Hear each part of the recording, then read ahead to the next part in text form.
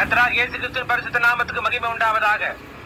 இப்பொழுது நீங்கள் நம்முடைய அருமை சகோதரனும் 20ஆம் நூற்றாண்டின் தீர்க்கதரிசியுமான வில்லியம் மரியம் பிரென்னம் அவர்களால் பிப்ரவரி மாதம் 5ஆம் தேதி 1964ஆம் வருஷம் பேக்கர்ஸ்ஃபீல்ட், கலிபோர்னியா, அமெரிக்காவில் God is his own interpreter, தேவனே தமது வார்த்தையின் சொந்த வியாக்கியானி என்ற பொருள் செய்தியை இப்பொழுது நீங்கள் தமிழாக்கத்துடன் கேட்கப் போகிறீர்கள். Our Heavenly Father, a word from you would mean more than all man at any time could do or say, because people are waiting to see you. எங்கள் பரலோக பிதாவே, உம்மிடத்திலிருந்து வரும் ஒரு வார்த்தை மனிதர் அனைவரும் எந்த சமயத்திலும் செய்வதையும் கூறுவதையும் காட்டிலும் எங்களுக்கு அதிக முக்கியம் வாய்ந்ததாக இருக்கும். ஏனென்றால் ஜனங்கள் உம்மை காண காத்திருக்கிறார்கள். And we thank thee because that there is those who are under expectation. They are looking for something to happen. நாங்கள் உமக்கு நன்றியுள்ளவர்களாய் இருக்கிறோம். ஏனெனில் ஜனங்கள் அதிக எதிர்பார்ப்புடன் ஏதாவது ஒன்று நிகழ எதிர்நோக்கி இருக்கின்றனர். And when the people are thirsting for something, the deep call into the deep, there must be a deep to respond to that call. ஜனங்கள் அவிடம் ஏதாவது ஒன்றை குறித்து தாகமாய் இருக்கும் போது, ஆழம் ஆழத்தை நோக்கி கூப்பிடும் போது அதற்கு பதிலளிக்க ஒரு ஆழம் எங்காவது இருக்க வேண்டிய அவசியமாய் உள்ளது. That's why we're here tonight, because it is upon these ministers' hearts and the people. அதற்காகத்தான் இன்றிரவு நாங்கள் இங்கே கூடி வந்திருக்கிறோம்.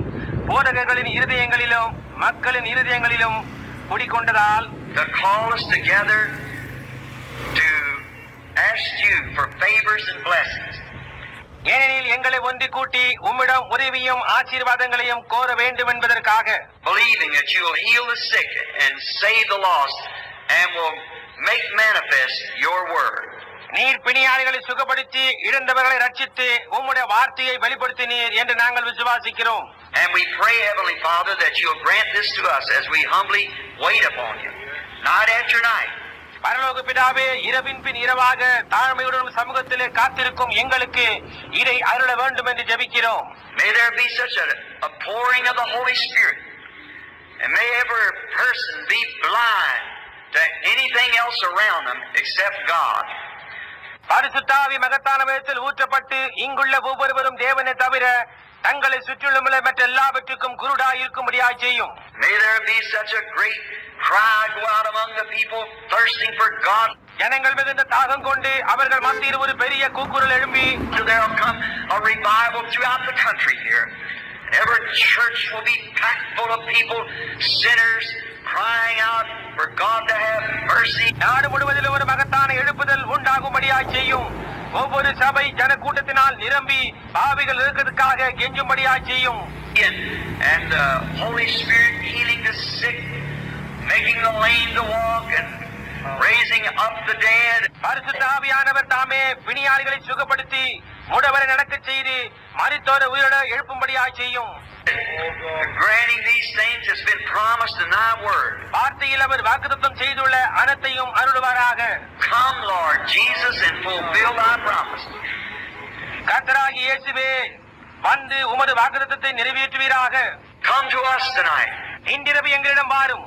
We believe that you are the same yesterday, today, and forever. That your promises cannot fail.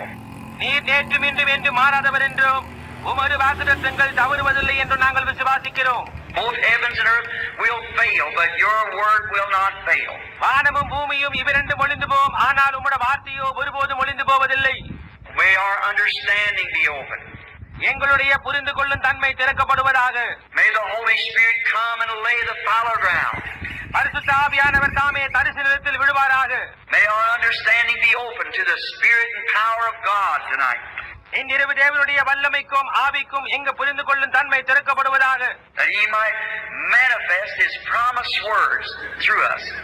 எங்கள் மூலமாய் அவர் வாக்குத்தத்தம் பண்ணின அவருடைய வார்த்தைகளை நிறைவேற்றுவாராக. For we ask it in Jesus' name, amen. இயேசுவின் நாமத்தில் இவைகளை கேட்டுக்கொள்கிறோம். ஆமென். Now tonight, you who watch the text, let's turn in the Bible to the book of 2 Peter and begin with the 15th verse. இன்றிரவு பொருளை கவனித்துக் கொண்டிருப்பவர்கள் நாம் இப்பொழுது 2 பேதுருவுக்கு வேதாகமத்தை திருப்பி 15ஆம் வசனம் தொடங்கி படிப்போம். Just for a way of speaking of the scripture for a few moments. வேத